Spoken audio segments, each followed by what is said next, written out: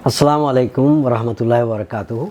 ये बहुत कम लोग जानते हैं कि बच्चे का पैदाइश से ही सुनना ज़रूरी होता है, बल्कि मैं तो ये कहूँगा और अक्सर दुनिया इस पर मुत्तफ़िक़ है कि बच्चा जो है वो जब माँ के पेट में होता है जभी से सुनना शुरू कर देता है। तो जब वो दुनिया में आता है तो उसके लिए बहुत अहम है कि वो हर चीज़ सुने, क्योंकि सुनना जो है वो बोलने के लिए बहुत ज़रूरी है।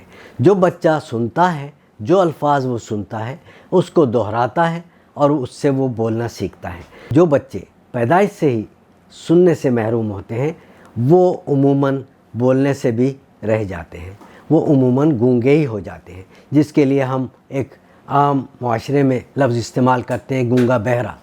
तो वो असल में गूंगे होते ही जब हैं जब उनको सुनाई कुछ नहीं देता और वो कोई लफ्ज़ सीख नहीं पाते। तो इसके लिए पैदाइश से ही बहुत ज़रूरी है कि उन बच्चों का पैदाइश पर ही टेस्ट किया जाए कि बच्चा पैदाइश के वक्त सुन रहा है या नहीं सुन रहा। उसके लिए एक टेस्ट होता है, वो हॉस्पिटल में ही उमूमन कर लेते हैं लोग, और वो स्क्रीनिंग टेस्ट जो है वो उमूमन बताता है कि बच्चा किस तेज़ आवाज़ जो है वो सुन रहा है या नहीं, उससे रिस्पांस दे रहा है या नहीं।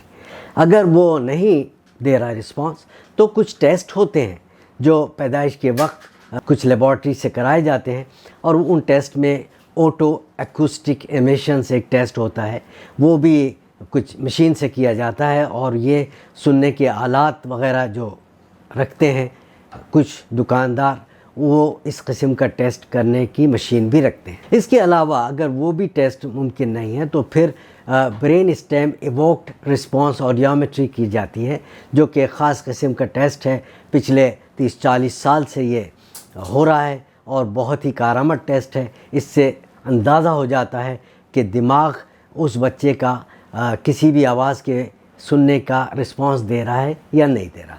ये बहुत ज़रूरी टेस्ट होते हैं, चूँकि बच्चे के लिए बोलने के लिए बहुत ज़रूरी है कि वो सुने। तो अगर बच्चा खुदा न खास्ता कोई ऐसा आ जाता है जो सुनने से महरूम है तो फिर उमूमन किया ये जाता है कि उनको फिर भी हियरिंग एड्स लगा दी जाती हैं और उनको बांध दिया जाता है कानों से और हाथों से, और इस तरह से कि बच्चा उसको निकाल ना पाए और जितनी भी आवाज़ मुमकिन है उस हियरिंग एड के ज़रिए वो सुन सके, ताकि वो बाद में कुछ बोल सके। तो ये हुआ। हाँ, जब बच्चे की उम्र थोड़ी बड़ी हो जाती है तो फिर वो उसको हियरिंग एड्स के अलावा भी BSR, वो जो मैंने अभी टेस्ट का जिक्र किया, वो कराया जाता है। लेकिन अगर कोई बच्चा बिल्कुल ही नहीं सुन रहा,